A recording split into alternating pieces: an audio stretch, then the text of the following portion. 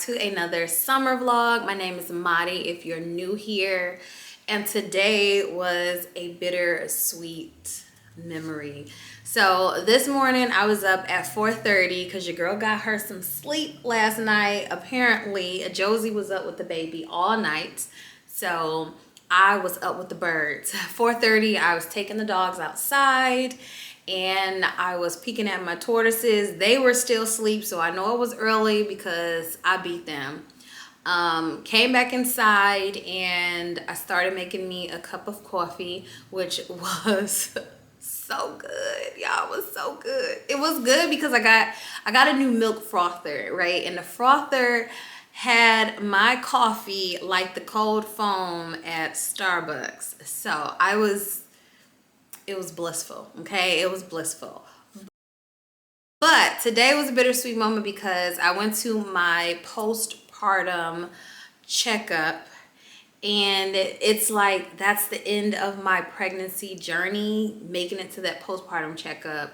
And it was just like, you're good to go. You know, they asked me, did I want to talk about birth control? Do I have any concerns? I addressed my concerns. I told them I did not want to talk I didn't want to talk about birth control. We did a full body checkup, and it was crazy because I'm nursing, so it was like milk. My whole little paper gown was sopped up with milk. And I did address some concerns.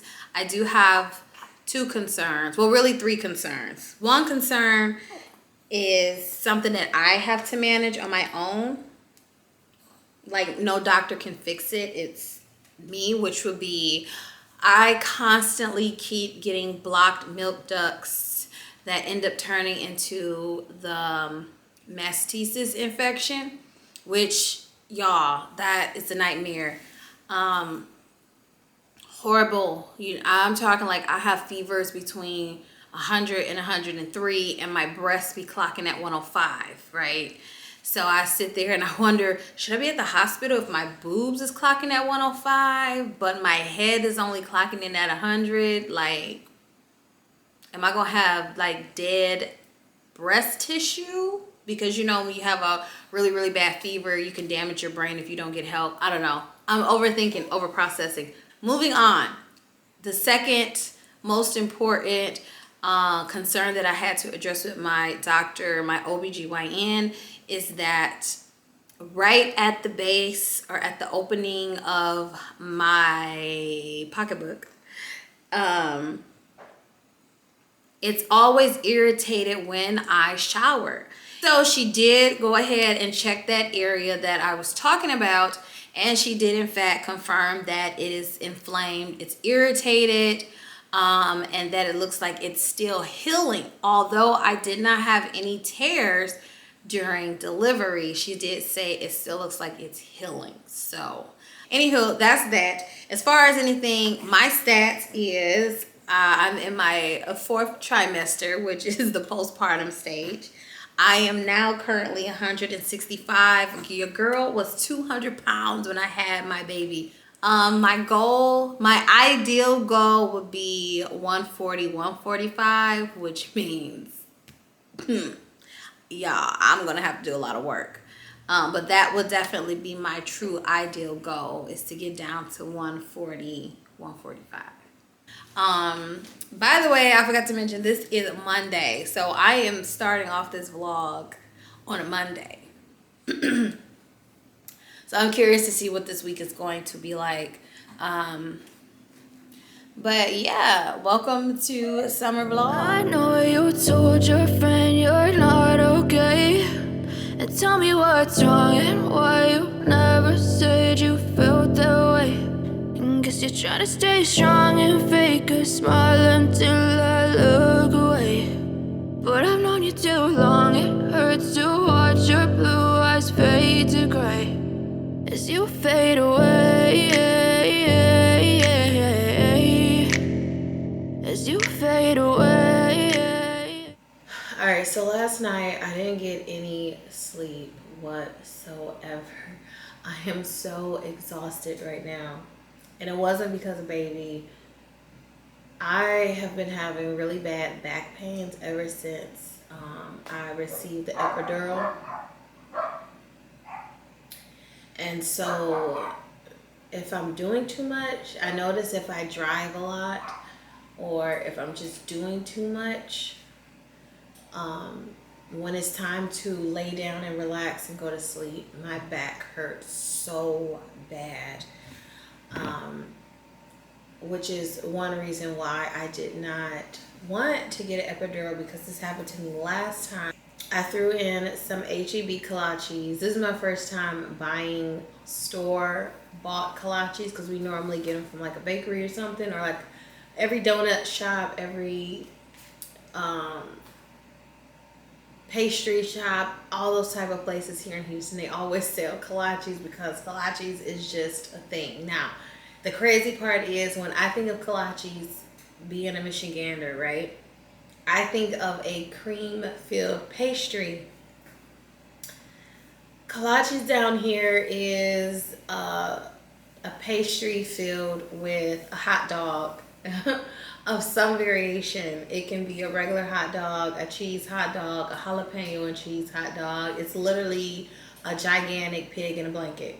All right, so this is what I'm talking about. If you guys don't know what I'm talking about, these are kolaches. This is what I'm talking about, a big pig in a blanket. So I put a couple of these in the oven for me and the kids, and we're gonna see if we like them.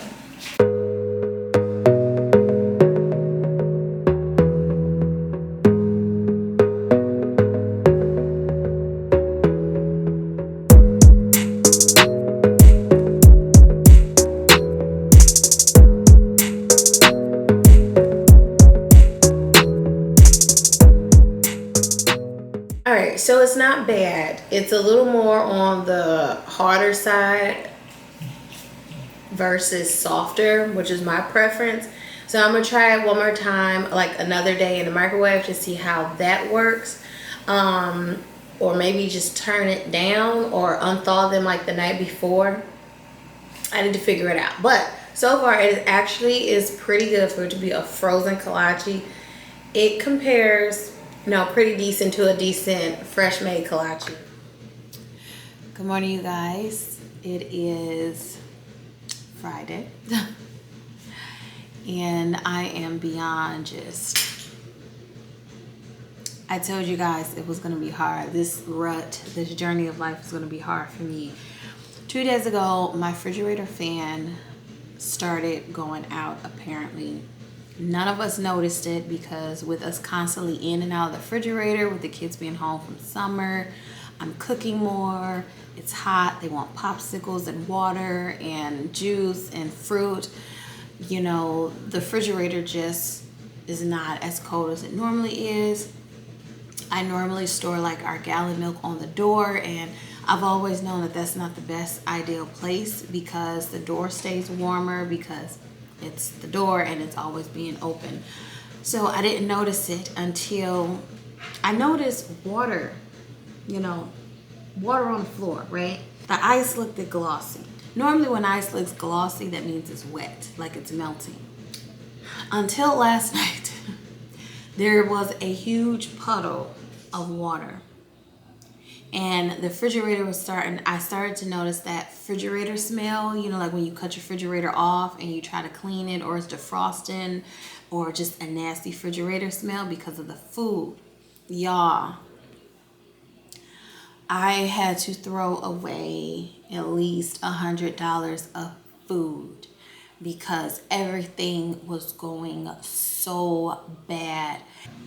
Gone. Stuff was it was, y'all, I wanted to cry so bad. And I'm just like, it's out of my hands. It's out of my hands. What can I do? There's nothing that I can do about it.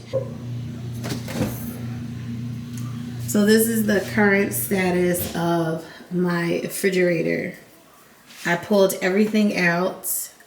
And the appliance guy, first of all, he had to get in this back panel here to access everything, right? So up there in the corner, there's a little sensor. That little spot tells the refrigerator to come on, cut off, come on, cut off, what temperature to get, if it's too cold, it defrosted, all of that.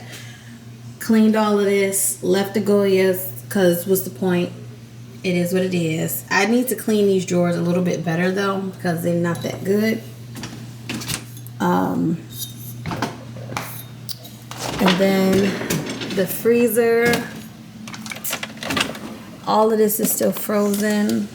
So I'm gonna have to cook those fries up today, but everything is okay. As you see, we got ice, tons of ice. This one, I had to get some more strawberries. That's the milk,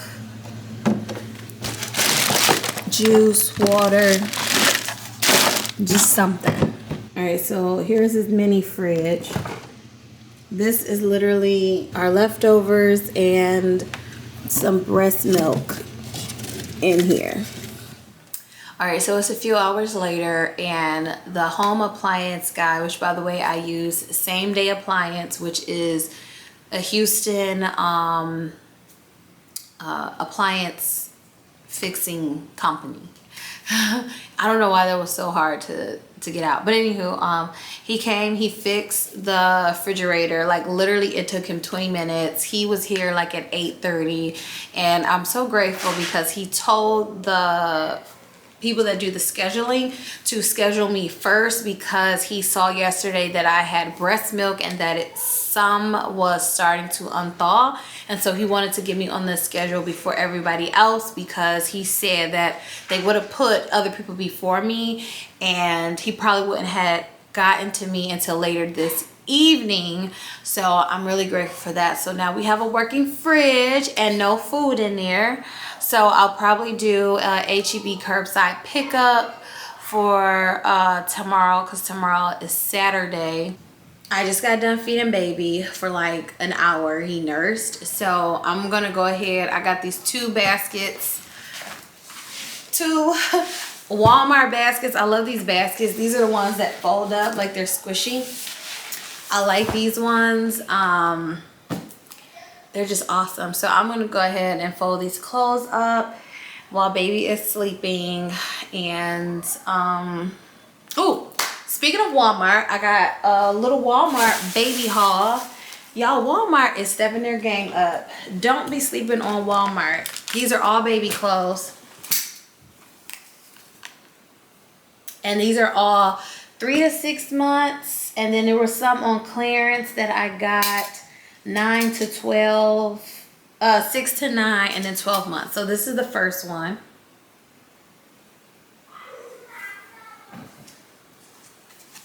This one's really cute. This is my favorite. I like this one. Then I got a gray. I think these are like the sleep and plays. So like they could sleep in these and play in these. I always like the ones with the feet out because they can wear it a lot longer, unless you have a husky or chunky baby. When you get the feet out, you can use them a lot longer versus the ones with the feet in. But I did get one with the feet in. Now this one here is a 12 month. Now look at the difference. This is a 12 month. This is a 3 to 6 month. Literally the only difference is the length. It's the same, maybe like 5 millimeters difference in the width. And the arms are a little bit longer. This one is really cute. I like this one. I let the boys pick this one out. But this one has the feet in there. And so that's what I'm saying. When you get outfits, oh my God, I just realized, is this a double zipper? No, but this one zip up from the bottom. Now, for those of you who don't have kids, if you get a sleeper that zips up from the bottom, that's perfect, because then at nighttime, you just have to take their feet and their bottom out instead of having to unzip it from the top, and then the cold air kind of wakes them up, and it's a whole thing. So this is a vibe. So this one is really nice. And then this little taupey army fatigue. Now this is 3 to 6 months as well. And then I have this one. This is like a light olive green. This is the 6 to 9 months. I like this one. This is cute.